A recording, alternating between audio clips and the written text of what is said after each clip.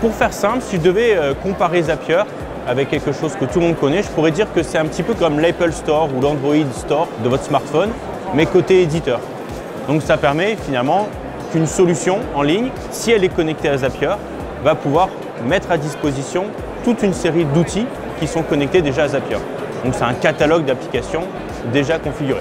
C'est un moyen d'automatiser des processus, c'est-à-dire qu'une fois que j'ai déterminé qu'est-ce qui se passe entre les outils, que c'est paramétré, je sais que quoi qu'il arrive, ça va se passer. Donc je le fiabilise et je perds beaucoup moins de temps. Je ne passe plus mon temps à faire transiter une information d'un endroit à un autre. Je sais que dans tous les cas, ça va se passer et plus personne ne passe du temps sur des tâches qui sont des fois chronophages et à faible valeur ajoutée.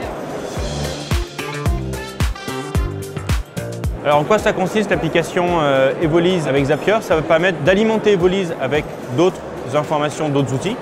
Mais en même temps, on va pouvoir nous aussi alimenter des nouvelles applications, un tableau Excel par exemple ou un CRM avec des informations qui sont issues d'Evolise. Et l'énorme avantage, c'est que Zapier est accessible pour des non-développeurs. C'est un moyen pour un non-développeur d'utiliser tout de même les API qu'on met à disposition. On a des clients qui utilisent par exemple un CRM type Pipedrive. L'opportunité arrive dans une certaine étape dans le pipe, eh bien ça vient créer automatiquement le client dans Evolise pour lui envoyer un devis.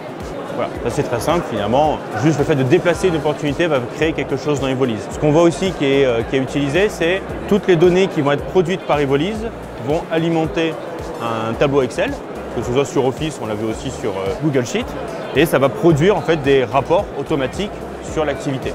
Donc on a déjà des rapports dans Evolise, mais là ça permet de faire finalement des rapports un peu customisés par rapport à son activité.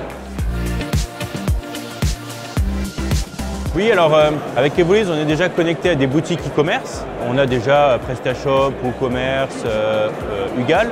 Mais par exemple, il y a plein d'autres boutiques, Shopify, Amazon, où en fait on va pouvoir les connecter à travers Zapier. Donc en fait, une fois que le cas d'usage il est fait avec un partenaire, eh bien, tous les autres partenaires du même type et qui sont connectés aussi avec Zapier, on va pouvoir les connecter du coup à Evolise.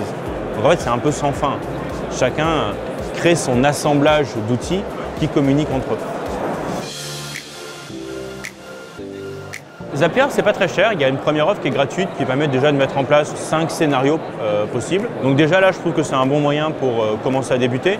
Et après, c'est des offres entre 17, je crois, et une quarantaine d'euros chez Zapier, permettent de mettre en place beaucoup de process et surtout au bout d'un moment de débloquer des fonctionnalités qui deviennent vraiment indispensables pour mettre en place des choses avec les outils. Comme pouvoir créer différents chemins, avoir des conditions pour rentrer dans des funnels. Voilà, ça commence à devenir intéressant.